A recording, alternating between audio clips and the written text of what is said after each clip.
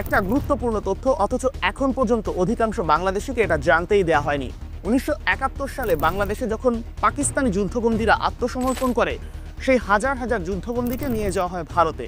অথচ ভারত যখন এই যুদ্ধবন্দীদেরকে নিয়ে যেতে চায়, তখন বাংলাদেশের অস্থায়ী রাষ্ট্রপতি সৈয়দ নজরুল ইসলাম বাধা দিয়েছিলেন। কিন্তু সবকিছুকে উপেক্ষা করে তাদেরকে ভারতে নিয়ে যাওয়া হয় এবং 1971 থেকে 74 সাল পর্যন্ত এই 3 বছর তাদেরকে ভারতেই রাখা হয়।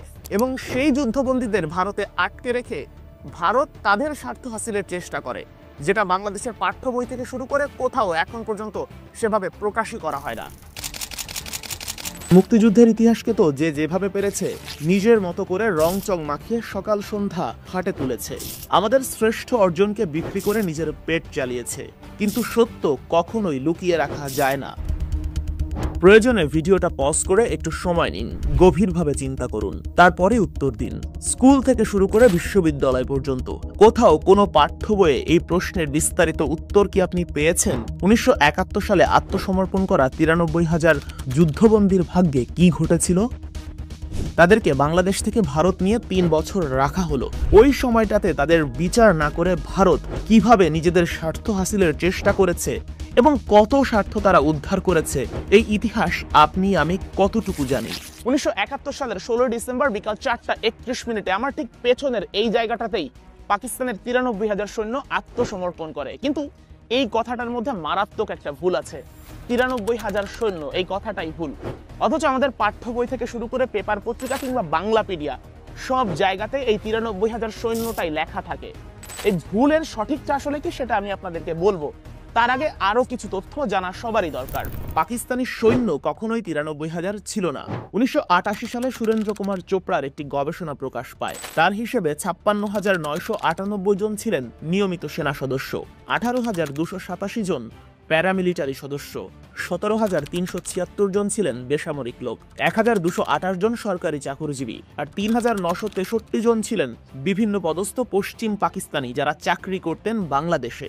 এর মধ্যে আবার অনেক রাজাকারও ছিল। নিয়মিত সেনা সদস্য, প্যারামিলিশিয়া, সরকারি বেসরকারি চাকরিজীবী কিংবা মুচি ম্যাথর সবাইকে এক করে 93,000 সৈন্য বলা একটা ভুল মেসেজ। তবে সবাইকে যুদ্ধবন্দী বললে আর ভুল হওয়ার সুযোগ নেই। এবার আসি মূল আলোচনায়। প্রায় লাখখানেক যুদ্ধবন্দীর ভাগ্যে কি ঘটেছিল তা আমাদের ইতিহাস থেকে যেন লুকিয়ে রাখার চেষ্টা করা হয়েছে বারবার। আত্মসমর্পণ পর্ব যখন শেষ হলো, ঠিক তখনই পাকিস্তানের যুদ্ধবন্দীদের নিয়ে শুরু হয় ভারতের রাজনীতি। ভারত তখন দাবি করে বসে, যেহেতু বাংলাদেশ এবং ভারত দুই দেশের যৌথ কমান্ডের কাছে তারা আত্মসমর্পণ করেছে, তাই এই দুই দেশের স্বার্থে তাদেরকে ব্যবহার করা হবে। এ প্রস্তাব ছিল ভারতের। 1949 সালের তৃতীয় জেনেভা কনভেনশনের 118 নম্বর আর্টিকেলে লেখা আছে, prisoners of the war shall be released and repatriated without delay after the cessation of active hostilities. অর্থাৎ যুদ্ধের ক্ষেত্রে সক্রিয় সংঘর্ষ শেষ হওয়ার পর আর কোনো দেরি না করে যুদ্ধবন্দীদের বিনিময়েও তাদের মুক্তির প্রক্রিয়া শুরু করতে হবে। কিন্তু 1971 সালের ডিসেম্বরেই বাংলাদেশ থেকে ভারতে নিয়ে যুদ্ধবন্দীদের রাখা হয় 1974 সাল পর্যন্ত। আর লিখিত প্রমাণ না থাকলেও মুক্তিযুদ্ধের প্রত্যক্ষদর্শীদের অনেকের মুখেই শোনা যায় পাকিস্তানি সেসব যুদ্ধবন্দীদের দিয়ে ভারত পাহাড় কাটানো সহ বিভিন্ন ভারী কাজে তাদেরকে ব্যবহার করে, যদিও এর দালিলিক প্রমাণ মেলেনি। দেশ স্বাধীন হওয়ার পর সকল যুদ্ধবন্দীদের ভবিষ্যৎ নিয়ে তখন বাংলাদেশ সরকার ও ভারতীয় প্রশাসনের মধ্যে শুরু হয় বিরোধ। বাংলাদেশের অস্থায়ী সরকার চেয়েছিল ঢাকায় বিশেষ আদালত করে পাকিস্তানের যুদ্ধবন্দীদের মানবতা বিরোধী অপরাধের বিচার করতে। এরই মাঝে যুদ্ধবন্দীদের বাংলাদেশ থেকে নেওয়া শুরু হয় ভারতে। আটক পাকিস্তানিদের জল, স্থল ও আকাশপথে বাংলাদেশ থেকে ইন্ডিয়াতে নেওয়া হয়। শেখ মুজিবুর রহমান তখনও পাকিস্তানের কারাগারে। অস্থায়ী সরকারের রাষ্ট্রপতি সৈয়দ নজরুল ইসলাম 1971 সালের 23 ডিসেম্বর ভারতীয় প্রশাসনকে জানায় বাংলাদেশে রেখেই যুদ্ধাপরাধীদের বিচার করতে চায় তারা। কিন্তু সার্বিক পরিস্থিতি চিন্তা করে তখন সেটা সম্ভব হয়নি। অবশ্য ভারতও এই বিচারের পক্ষে ছিল না। ওই সময় ভারত শুরু করে নতুন খেলা। 93,000 সৈন্যর সাথে পাকিস্তানি সেনারা যে অস্ত্র, গোলাবারুদ ও ট্যাঙ্ক নিয়ে বাংলাদেশে যুদ্ধ করতে এসেছিল, সাথে যুক্তরাষ্ট্র থেকে দেয়া অস্ত্র, তার সবই নিয়ে যায় ভারত। অথচ নিয়ম অনুযায়ী সেগুলো বাংলাদেশের অস্ত্র ভাণ্ডারে জমা থাকার কথা ছিল। মহারাজা কৃষ্ণ রাসগোটরার মতো অনেক অভিজ্ঞ ভারতীয় কূটনীতিকই এই বিপুল সংখ্যক বন্দীকে ইন্ডিয়া নিয়ে যাওয়ার পক্ষে ছিলেন না। রাসগোটরা বলেছিলেন, সৈন্যরা দেশে ফিরে গেলেই ভুট্টো এবং প্রশাসনের ওপর চাপ বাড়বে, ব্যর্থতার দায়ভারে পাকিস্তান নিজেই মাথা নত করবে। কিন্তু ভারতের অনেক উচ্চ পদস্থ কর্মকর্তায় তার সাথে একমত হতে পারেননি। ভারতীয় নীতি নির্ধারকরা মূলত গেমটা অন্য অ্যাঙ্গেলে খেলতে চেয়েছে। 9 মাসের যুদ্ধে পাকিস্তানের বিপুল সংখ্যক সৈন্য নিহত হয়েছে। বাকিরা এই রেসকোর্স ময়দানে 1971 সালের 16 ডিসেম্বর করল আত্মসমর্পণ। ভারতের মাথায় তখন আসে নতুন প্ল্যান। চিরশত্রু রাষ্ট্র পাকিস্তান, তাদের বিপুল সংখ্যক সেনা সদস্যকে যদি ভারতে আটকে রাখা যায় এবং যত বেশি দিন আটকে রাখা যাবে ততই বেশি লাভ ভারতের। সেজন্য বিভিন্ন ক্যাম্পে সেসব যুদ্ধবন্দীদেরকে পাঠানো হলো ভারতের। কিন্তু যারা সিনিয়র সেনা সদস্য ছিলেন, সিনিয়র অফিসার ছিলেন, তাদেরকে আবার বিশেষ ব্যবস্থা করে ভারত রাখা হয় বিশেষ সুবিধা দিয়ে। এর সবচেয়ে বড় উদাহরণ পূর্ব পাকিস্তানে নিযুক্ত তখনকার সর্বোচ্চ বেসামরিক কর্মকর্তা মুজাফফর হোসাইন। তাকে যুদ্ধবন্দী হিসেবে নেওয়া হলেও ভারতীয় কূটনীতিক ডিপি ধরের বাসায় তাকে অতিথি হিসেবে রাখা হয়। ভারতীয় কূটনীতিক শশাঙ্ক ব্যানার্জির মতে, লন্ডনের হিথ্রো বিমানবন্দরে এক যাত্রা বিরতিতে ইন্দিরা গান্ধী তার কূটনীতিক চ্যানেলের মাধ্যমে ভুট্টোকে শেখ মুজিবের মুক্তির ব্যাপারে দ্রুত চিন্তা করতে বলেন। জুলফিকার আলী ভুট্টোর কাছে হিসেব ক্লিয়ার ছিল, মুজিবকে ফেরত না দিলে যুদ্ধবন্দীদের ফেরত পাবে না পাকিস্তান, আর শেখ মুজিবের যদি পাকিস্তানের আদালতে সাজা হয় তবে হাজার হাজার পাকিস্তানি যুদ্ধবন্দীর ভাগ্যেও ভালো কিছু ঘটবে না। ওদিকে পাকিস্তানও হয়ে ওঠে অস্থিতিশীল। যুদ্ধবন্দী হিসেবে বাংলাদেশ থেকে আটক হয়ে তখন যারা ভারতে বন্দী, তাদের স্বজনরা জুলফিকার আলী ভুট্টোর ওপর চাপ বাড়াতে থাকেন। এক পর্যায়ে তারা প্রেসিডেন্ট ভবন ঘেরাওয়ের জন্য রওনা হয়। এরই মাঝে চলতে থাকে বাংলাদেশ ভারত পাকিস্তান ত্রিমুখী রাজনীতি। পরিস্থিতি বুঝে 1972 সালের 8 জানুয়ারি শেখ মুজিবকে মুক্ত করে দেয় পাকিস্তান। দুদিনের মধ্যেই অর্থাৎ 10 জানুয়ারি তিনি ঢাকায় পৌঁছান। শেখ মুজিব দেশে ফিরে জানিয়ে দেন, পাকিস্তান যদি বাংলাদেশকে স্বাধীন দেশ হিসেবে স্বীকৃতি না দেয় তবে বন্দীদের ফেরত পাঠানোর বিষয়ে আলোচনায় বসবেন না তিনি।